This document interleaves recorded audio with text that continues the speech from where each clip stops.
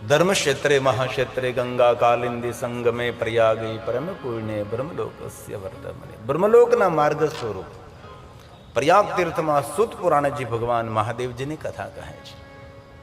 બ્રહ્મલોકમાં સ્વયં બ્રહ્માજી કહે છે, હે નારદ, ભગવાન મહાદેવની કથા મનુષ્ય માત્રનું મંગલ અને કલ્યાણ કરનારી કથા છે। હે નારદ, જે ભગવાન મહાદેવની કથાનું શ્રવણ કરે છે, ફલમ વક્તુ ન શકલો, કથાનું જે ફળ મળે છે ફળનું વર્ણન હું ન કરી શકું। નારદ કહે છે, હે વિધે સર્વમ વિજાનાસી, હે પિતા બ્રહ્મા, આપ સર્વ વસ્તુને જાણો છો। મનુષ્ય માત્રનું સર્વનું મંગલ કરનારી અને જીવનમાં શાંતિ આપનારી ભગવાન મહાદેવની આપ કથા કહો। નારદજી જિજ્ઞાસા યુક્ત બ્રહ્માજીને કહે છે કે હે વિધે, આપ મને ભગવાન મહાદેવની કથા કહો। આપના મુખેથી અનેક કથાઓનું શ્રવણ કર્યું, પણ હજી પણ કથા સાંભળવાની ઈચ્છા છે। કથાની તૃપ્તિ ન થાય, કથામાં હંમેશા અતૃપ્તિ જ રહેવી જોઈએ। હજી પણ કાંઈ સાંભળવું છે, હજી પણ કાંઈ નવું જાણવું છે। ભગવાન વ્યાસ બોલે છે અને નારદજી પોતાના પિતા બ્રહ્માને કહે છે, હે વિધે વિધે સર્વં વિજાનાસી, હે પિતા બ્રહ્મા, કૃપયા શંકરસ્ય ચ ત્વયા અદ્ભુતામિ કથિતા કથા મે શ્રેયો શુભા, કથા મે શ્રેયો શુભા। કથાની અંદર જે મનુષ્ય માત્રનો શુભ અને મંગલ કરનારી કથા છે, હે પિતા બ્રહ્મા, આપ મને ભગવાન મહાદેવની સુંદર લીલા ચરિત્રની કથા કહો। ગઈકાલે કથાનું આપણે ગાયન કરતા હતા। દક્ષપુત્રી સતી ભગવાન મહાદેવને મેળવવા માટે કઠિન તપ કરે છે। ભગવાન શંકરજીએ સતીની ભક્તિની બહુ પરીક્ષા કરી છે।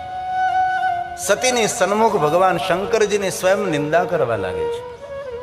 સતી વારંવાર કહે છે કે આપ મહાદેવની નિંદા નહીં કરો।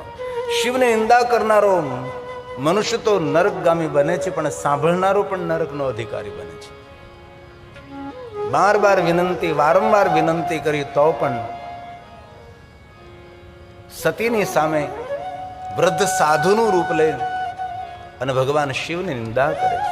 સતીની ભક્તિ કેટલી દ્રઢ છે તેની પરીક્ષાઓ થયેલી છે। અંતે સતી ભગવાન મહાદેવને ઓળખી જાય છે। સુંદર લીલા ચરિત્ર કથા છે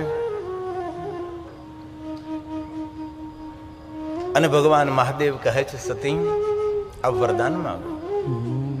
સતી વરદાન માગે છે કે આપ મારી સાથે વિવાહ કરો, પણ સુંદર શણગાર કરીને વિવાહ કરો। ભગવાન શંકરજી સતીને વરદાન આપે છે। સતી પોતાનું તપ પૂર્ણ કરી પ્રજેશ નગરમાં આવે છે। ભગવાન શિવજી કૈલાસ પહોંચે છે। અહીંયા નગરમાં સૌ સ્વાગત કરવા લાગે છે। દક્ષ મહારાજની પુત્રી સતી કઠિન તપસ્યા કરીને આવ્યા છે। નગરના લોકોએ બહુ સ્વાગત કર્યું છે, જય જયકાર કર્યો છે। કથાની વિડંબણા કહીએ તો અને સમજવા માટે કહીએ તો પણ સતી જ્યારે તપસ્યા કરીને પ્રજેશ નગરમાં આવ્યા છે ત્યારે નગરવાસીઓ સ્વાગત કર્યું, સન્માન કર્યું, બહુમાન કર્યું, પુષ્પની વૃષ્ટિ કરી હતી। નગરના લોકો જય જયકાર કરતા હતા કે દક્ષ મહારાજની પુત્રી તપસ્યા કરવા ગઈ હતી અને તપ પૂર્ણ કરીને આવ્યા છે। નગરના લોકોએ ખૂબ પ્રશંસા કરી છે। ત્યારબાદ સતીના વિવાહ ભગવાન શંકર સાથે થાય, મહાદેવની સાથે થાય છે। અને જ્યારે દક્ષ યજ્ઞ કરે છે અને ભગવાન શંકરજીને આમંત્રણ નિમંત્રણ નથી અને સતીને પણ નિમંત્રણ નથી, સતી જ્યારે નગરમાં પ્રવેશ કરે એ જ નગરના લોકો છે। સતીને જોઈ જોઈને સૌ પોતાના ચહેરાઓ બદલાવા લાગે છે। સતીની સામે કોઈ જોતું પણ નથી અને સતીની નિંદા કરવા લાગે છે। સતીને દુઃખ થાય છે।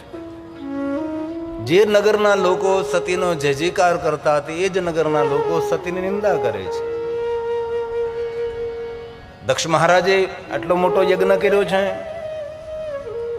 સતીને નિમંત્રણ નથી, વગર નિમંત્રણે સતી આવ્યા છે. એ જ રસ્તાઓ છે, એ જ નગર છે, એ જ નગરના માણસો છે. આ તે સતીને જોઈ જોઈ આજે નહીં બોલવા જેવા શબ્દો સતીને સંભળાવા લાગે છે. આ સમાજ છે. જેને કોઈ પણ ક્ષેત્રમાં સફળ થવું હોય તેના માટે સમાજ શું બોલે છે, કોણ શું કહે છે, તમારી કોણ પ્રશંસા કરે છે, આપણી કોણ નિંદા કરે છે, એની સામે દ્રષ્ટિ નહીં કરતા. જે લક્ષ્ય સુધી આપણે પહોંચવું છે ત્યાં આપણે પહોંચવાની આપણી માનસિક તૈયારી હોવી જોઈએ. આજે સતી તપસ્યા કરીને આવ્યા છે, નગરના લોકો જય જયકાર કરે છે, માતા વીરણીને મળે છે, વીરણી પ્રસન્નતા વ્યક્ત કરે છે, અને દક્ષ મહારાજ પોતાના પુત્રી સતીના વિવાહ શંકર ભગવાન સાથે કરવા માટે તૈયાર થાય છે. આમ તો દક્ષ મહારાજ શિવ વિરોધી છે. પદ્મનાભ પ્રતિમાનું જ્યારે નિર્માણ કર્યું દક્ષ મહારાજે સપ્ત ઋષિઓ અને અન્ય ઋષિઓને આમંત્રિત કર્યા હતા. જ્યારે પ્રતિમાનું આવરણ અનાવરણ કરવાનું હતું ત્યારે સર્વે ઋષિઓ નીચે દ્રષ્ટિ કરી ગયા હતા. દક્ષ મહારાજને એ ગમ્યું નહીં હતું. દક્ષ મહારાજે કહ્યું, કેમ ઋષિઓ, આટલી સુંદર ભગવાન વિષ્ણુની પદ્મનાભ પ્રતિમા મેં નિર્માણ કરી છે અને આપ સૌ પૂજ્યભાવ ભરેલી દ્રષ્ટિ પણ નથી કરતા. જ્યારે સપ્ત ઋષિઓએ દક્ષ મહારાજને કહેલું કે દક્ષ મહારાજ, પદ્મનાભ ભગવાન વિષ્ણુની પ્રતિમા તો ત્યારે જ પૂર્ણ કહેવાય છે જ્યારે એમની સાથે ભગવાન શિવજીનું લિંગ સ્વરૂપ ઉપસ્થિત હોય. દક્ષિણ ભારતના કોઈ પણ આપણે મંદિરમાં જઈએ, પદ્મનાભ મંદિરમાં જાઓ તો ભગવાન શિવ બિરાજતા હોય છે અને ભગવાન શિવજીના શિવાલયમાં શાલિગ્રામ ભગવાન બિરાજતા હોય છે. હરિને હરને જુદા નહીં જોતા, હરિને હરને એક સ્વરૂપ જોઈએ એવું દક્ષિણ ભારતને ભાવ પ્રગટ કર્યો છે. અને શિવ મહાપડ ગ્રંથમાં કહ્યું પણ છે, ભગવાન શિવજીને અર્પણ કરેલું કોઈ પણ નૈવેદ્ય, કોઈ પણ શિવ નિર્માલ્ય, અગ્રાહ્યમ શિવ નૈવેદ્યમ,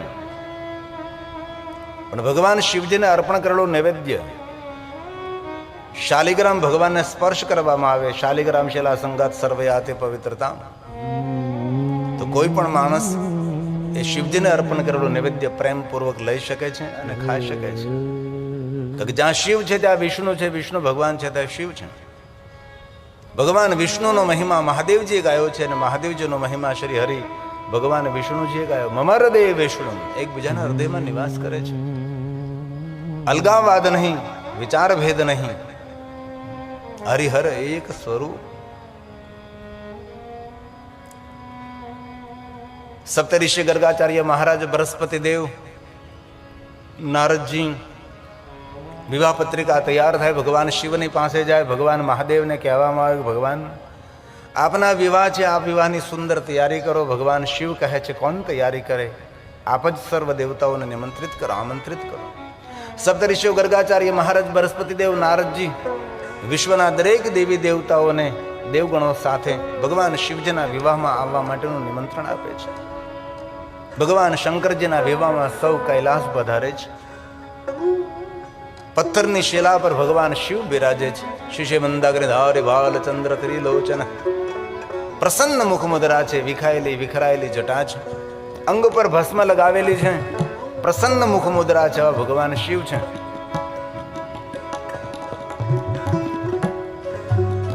ઇન્દ્ર ઇન્દ્રાણી, બ્રહ્મા બ્રહ્માણી, વિષ્ણુ લક્ષ્મી વરુણો, સર્વ દેવતાઓ દેવગણો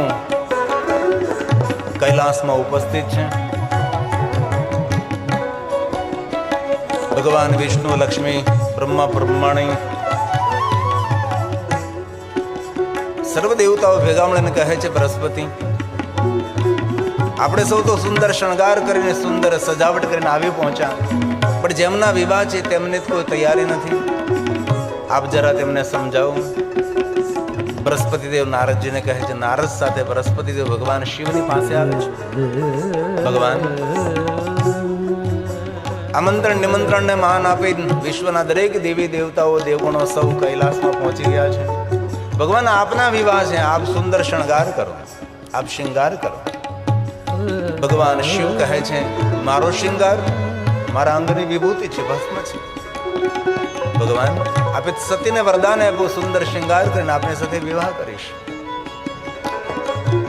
બૃહસ્પતિદેવ ભગવાન શંકરજીની સુંદર સ્તુતિ કરે છે.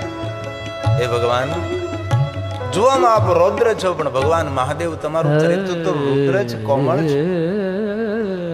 અને આપણે સૌ જાણીએ ભગવાન શંકરજી ક્રોધાવતાર નથી, કરુણા અવતાર છે. અકારણ કરુણા કરનારા ભગવાન શિવ છે. અને બૃહસ્પતિદેવ ભગવાન શંકરજીની સુંદર સ્તુતિ કરે છે.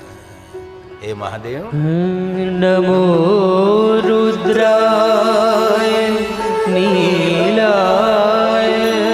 ભક્તોનું થોડું દુઃખ જોઈને ત્યારે જેનું હૃદય દ્રવિત થઈ જાય એવા ભગવાન શિવ હું આપને પ્રણામ કરું છું. આપ વિરાટ છો. હે પરમાત્મા, મારા નમસ્કારને સ્વીકાર કરો. નમો રુદ્રાય નીલાય ભીમાય પરમાત્મને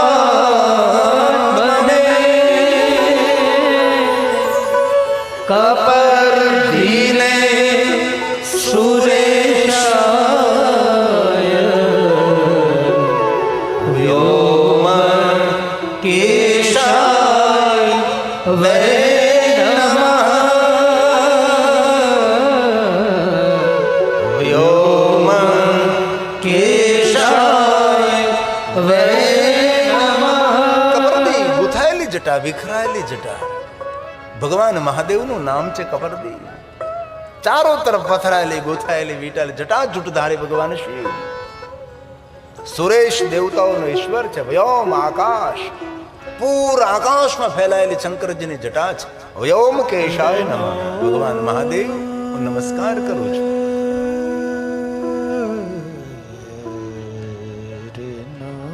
નારદ અને બૃહસ્પતિદેવ ભગવાન શિવને વિનંતી કરે, ભગવાન આપ સુંદર શણગાર કરો.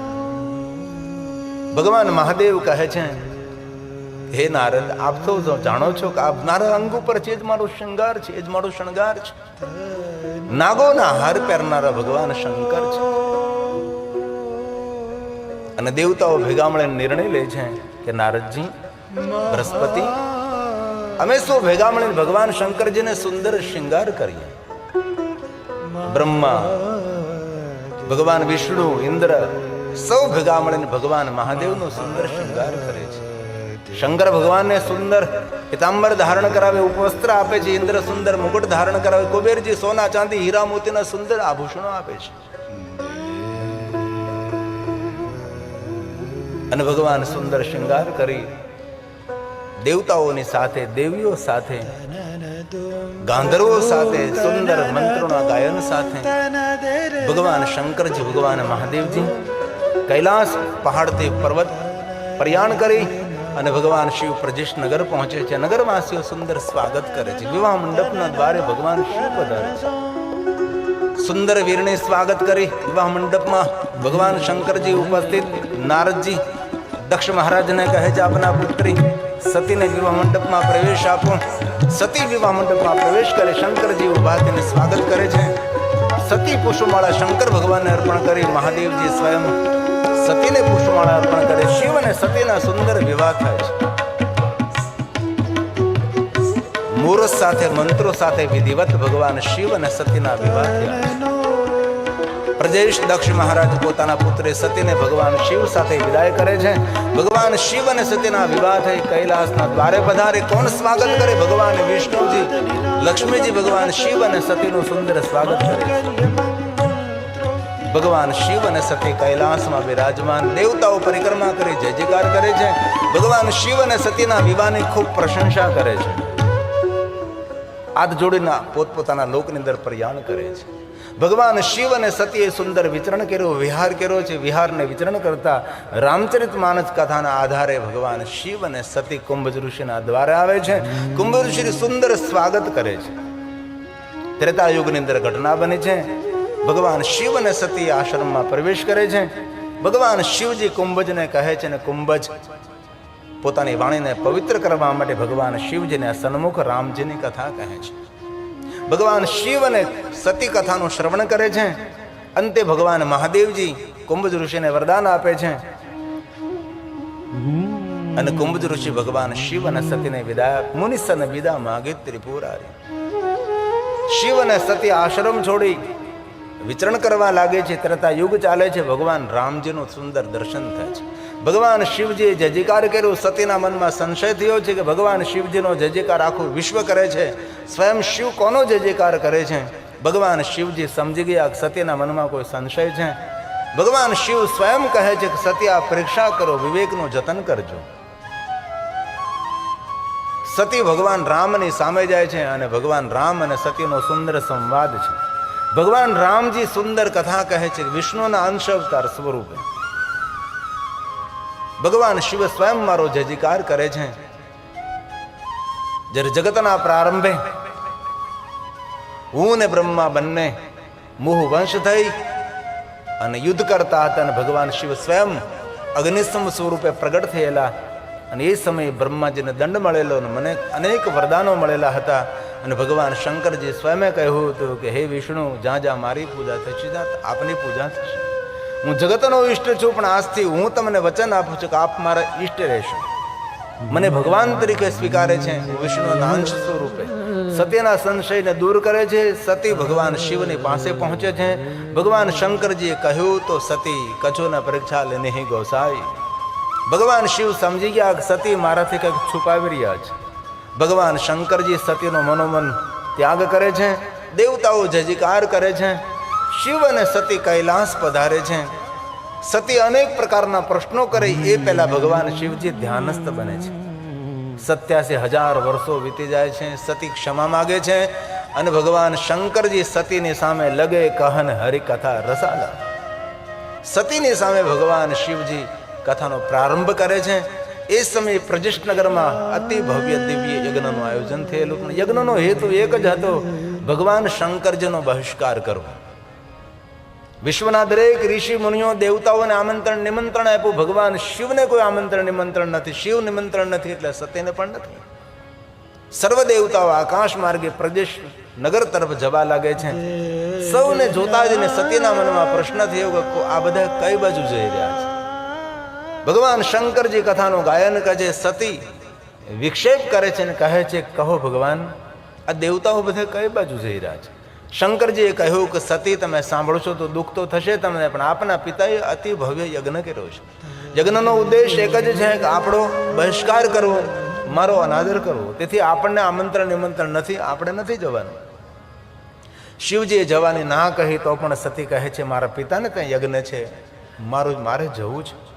ભગવાન શંકરજી અગણિત અસંખ્ય ગણોને સતીની રક્ષા માટે મોકલ્યા છે.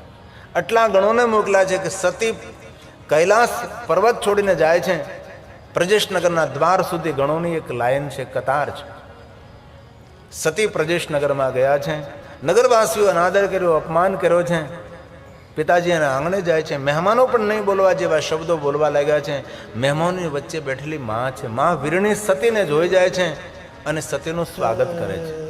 માં ને દીકરી બહુ આદર અને પ્રેમથી મળે છે અને માતા વીરણી કહે છે પુત્રી સતી, આપના પિતાએ આપને આમંત્રણ નથી આપ્યું, પણ આપ પધાર્યા, મને ખૂબ આનંદ થયો. પુત્રી સતી, આપ જાઓ, યજ્ઞના દર્શન કરીને ફરી આવો. આપણે માન દીકરી બેઠા બેઠા સુખ દુઃખની વાતો કરીએ. પણ માતા વીરણીને ખબર નથી કે સતીની અંતિમ મુલાકાત છે. કોઈ માણસને પણ ખબર નથી કોની કઈ પહેલી મુલાકાત છે, કોની અંતિમ મુલાકાત છે. તેથી જીવનમાં જે મળે તેની સાથે સારો અને ભાવ ભરેલો વ્યવહાર કરો. ભગવાન શિવની દુનિયા છે. ભાવ ભાવા કરમ શિવમ. ભાવ પ્રધાન જીવન હોવું જોઈએ. શત્રુ હોય તેની સાથે પણ ભાવથી, આદરથી અને ભક્તિથી, બહુ પ્રેમથી તેની સાથે વાણી વર્તન કરી, એમાં આપણું હિત રહેલું છે. વીરણી ગયા છે યજ્ઞશાળામાં. કથાથી આપણે સૌ પરિચિત કે ભગવાન શિવનું કોઈ સ્થાન નથી. અને સતી સ્વયં દક્ષ મહારાજને કહેવા લાગે પિતાજી, જજમાનનું મંગલ કરનાર, યજ્ઞનું ફલ આપનાર તો સ્વયં શિવ છે, અને આપે ભગવાન શિવજીનો બહિષ્કાર કર્યો છે. દક્ષ મહારાજ પુત્રી સતીનો અનાદર કરે છે. એ સમયે સતી ચંદ્રમૌલ બ્રષ્કે તો ભગવાન શિવનું ધ્યાન ધરે છે. યોગાગ્નિને પ્રગટ કરી પોતાનો દેહનો ત્યાગ કરે છે. સતી મરત હરિસન બર માગ, જન્મ જન્મ શિવ પદ અનુરાગ. શ્રી હરિને પ્રાર્થના કરતા, શિવને યાદ કરતા સતી પોતાના દેહનો ત્યાગ કરે છે. ભગવાન શિવજીને કૈલાસમાં જાણ થઈ કે સતીએ પોતાના દેહનો ત્યાગ કર્યો છે. ભગવાન શિવજીએ જટામાંથી વીરભદ્રને કાલીને પ્રગટ કર્યા છે. ભગવાન શંકરજી આજ્ઞા કરે, જાઓ દક્ષના અભિમાનને મિથ્યા કરો. આકાશ માર્ગે વીરભદ્રજી આવે છે. ભૃગુ ઋષિને જાણ થાય છે કે ભગવાન શંકરજીનો કોપ છે. ભૃગુ દક્ષ મહારાજને સમજાવે કે દક્ષ મહારાજ, મેં તમને પહેલા બહુ સમજાવ્યા કે કોઈ પણ યજ્ઞ શિવ વગર કોઈ સફળ નથી. યજ્ઞનું ફળ આપનારા મહાદેવ છે, જજમાનનું સર્વ મંગલ કરનારા ભગવાન શિવ છે, અને તમે યજ્ઞમાં ભગવાન શિવજીને નિમંત્રણ નથી આપ્યું. શિવજીના બહિષ્કાર માટે યજ્ઞ થયો. હવે આપનું કોઈ મંગલ, કોઈ કલ્યાણ નહીં કરી શકે, તમારી કોઈ પણ રક્ષા નહીં કરી શકે. હું તમારો સદગુરુ છું, હું પણ તમારી રક્ષા નહીં કરી શકું. વીરભદ્ર આવે છે. વીરભદ્રને દક્ષ મહારાજનું યુદ્ધ થાય. યુદ્ધના પરિણામ સ્વરૂપે દક્ષ મહારાજનું ધડથી મસ્તક અલગ યજ્ઞકુંડમાં બળીને ભસ્મ થાય છે. ભૃગુ ઋષિ ભગવાન શિવને પ્રાર્થના કરે છે, અને ભૃગુની પ્રાર્થનાથી ભગવાન મહાદેવજી પધારે છે. ભગવાન શિવ કહે છે, ભૃગુ મહાદેવ મારા દક્ષને જીવિત કરો આપ. ભગવાન શિવ કહે છે, ભૃગુ આપ મસ્તક લઈ આવો. પશુ મસ્તક લાવે છે. ભગવાન શંકરજી સજ્વન મંત્રનો પ્રયોગ કરી દક્ષ મહારાજને જીવિત કરે છે. દક્ષ મહારાજ ભગવાન શિવજીની ક્ષમા માંગે છે, ભગવાન મને ક્ષમા કરો. અને ભગવાન શિવની સુંદર સ્તુતિ કરે છે. નમામિ દેવં વરદં વરેણ્યં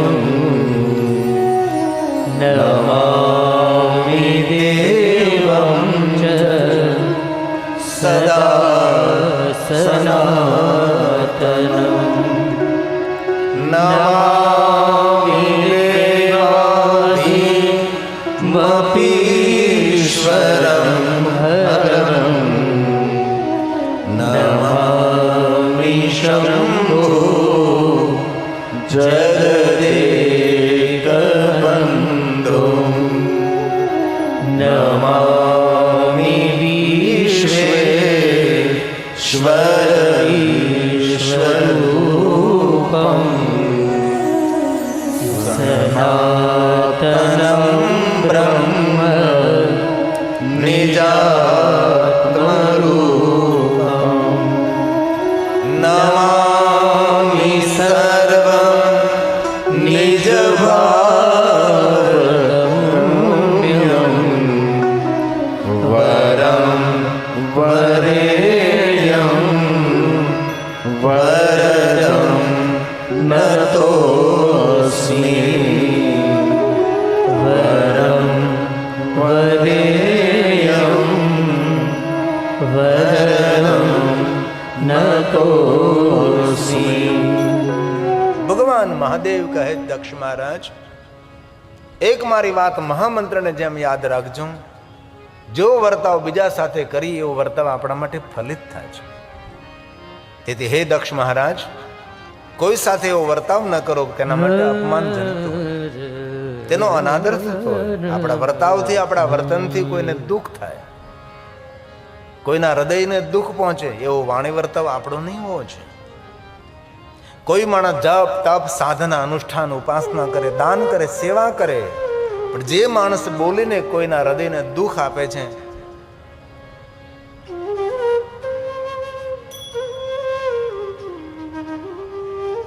અતિ દુઃખદાયક વાત છે. ભગવાન શિવ કહે છે, હે દક્ષ મહારાજ આવો રણછોડભાઈ પધારો. શ્રીમદ ભાગવત કથાકાર અમારા રણછોડભાઈ છે, સારા એક કથાકાર છે. વિપ્રજનો આપનું પણ ખૂબ સ્વાગત છે. બેસો બેસો બિરાજો.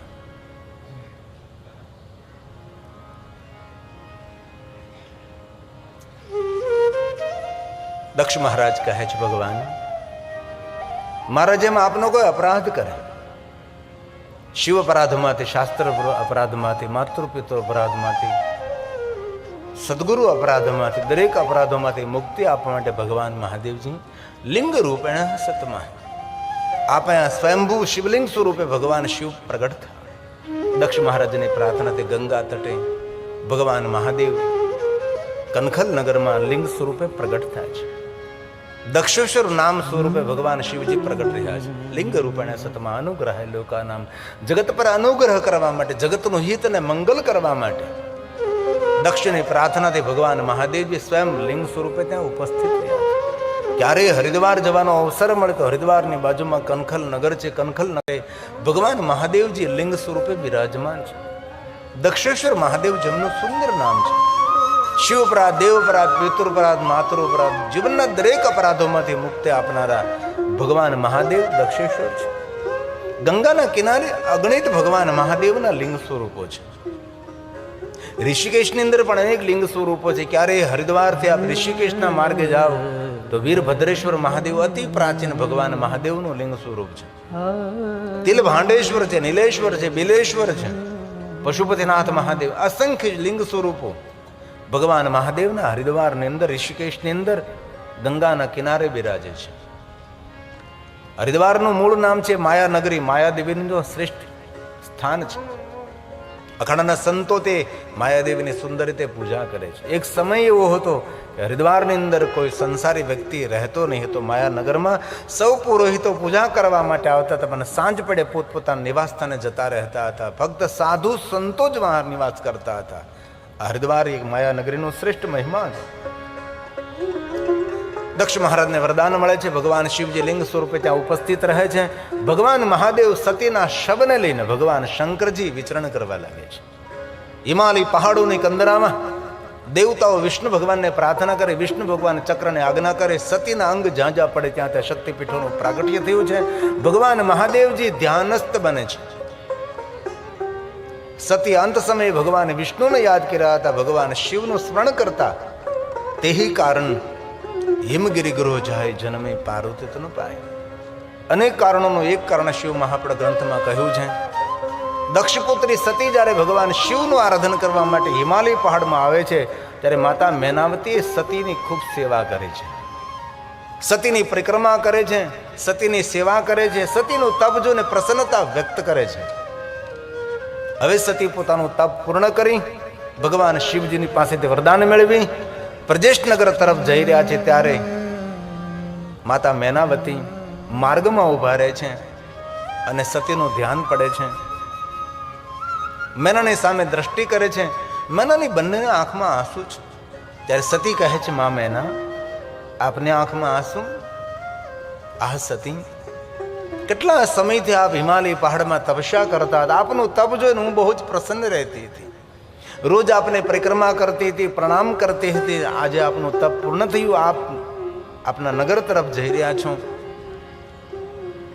માતા મેનાનો ભાવ જોઈને સતી કહે છે, મા મેના, જ્યારથી હું અહીં તપસ્યા કરવા માટે આવી છું ત્યારથી આપ મારી રોજ પરિક્રમા કરો, મારો જય જયકાર કરો. માં, મારા તપને જોઈને તમે પ્રસન્ન રહેતા હતા. આપે મારી ખૂબ સેવા કરી છે. આપ મારી પાસેથી કાંઈ વરદાન માગી શકો છો. શું વરદાન માગું? દક્ષ પુત્રી સતી, એક મનની ઈચ્છા છે કે દક્ષની પુત્રી સતી છે એવી પુત્રી મને પ્રાપ્ત થાય. ત્યારે સતી કહે છે, હે મા મેના, દક્ષની પુત્રી જેવી સતી છે એવી પુત્રી નહીં, પણ માં, આપની સેવાથી હું પ્રસન્ન છું, તેથી હું પોતે તને વચન આપું છું. હવે બીજી મારી કોઈ લીલા પ્રારંભ થશે અને બીજું મારો અવતાર થશે, ત્યારે માં, સ્વયં મેં તારા આંગણે તારી પુત્રી બનીને હું પ્રગટ થઈશ. તેહી કારણે હિમગિરી ગૃહ જાય જન્મે પાર્વતી તન પાય. માતા મેનાને વરદાન મળે છે. તેહી કારણ